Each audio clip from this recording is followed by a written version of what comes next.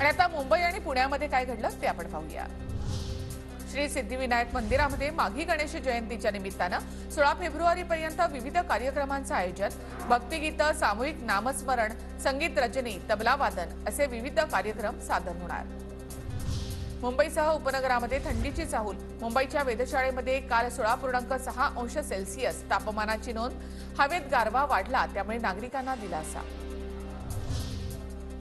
LTT railway स्टेशनवर आज रात्री 10:30 नंतर ब्लॉक मोठे प्लॅटफॉर्म तयार करण्याच्या उद्देशाने मध्यरात्री ब्लॉकचं नियोजन। लांब पल्ल्याच्या रेल्वे गाड्यांवर परिणाम होण्याची शक्यता।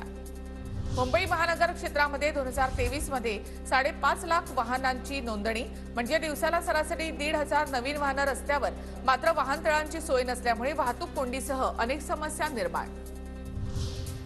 मुंबईमध्ये हृदयरोग, मधुमेह, कर्करोग रुग्ण शोधण्यासाठी पुढील वर्षापासून मुंबई महापालिका घरोघरी जाऊन सर्वेक्षण करणार। त्याचबरोबर कर्करोग प्रतिबंधासाठी विशेष मॉडेल राबवलं जाईल। मुंबईतील राडारोड्यावरील प्रक्रियेसाठी पालिकेची 230 कोटींची तरतूद। बांधकाम आणि पाडकामातून निर्माण होणाऱ्या धुळीच्या नियंत्रणासाठी कार्यपद्धती निश्चित। हवा प्रदूषण नियंत्रणासाठी प्रशासनाकडून दीर्घकालीन उपाययोजना हाती। मुंबईतील शिक्षकांना निवडणुकीच्या कामासाठी हजर राहण्याचे आदेश। लोकसभा होईपर्यंत शिक्षकांना निवडणुकीचं काम करण्याचे जिल्हाधिकाऱ्यांचे आदेश। पीएमपी बसची फेरी रद्द झाली तर प्रवाशांना त्याची माहिती मिळेल। डेपोमधील सूचना फलकावर माहिती देण्याचे पीएमपी प्रशासनाचे आदेश।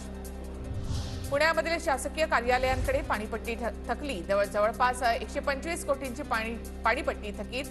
पाणीपट्टी भरली नाही तर महापालिका आता महिन्याला 1% दंड आकारणार।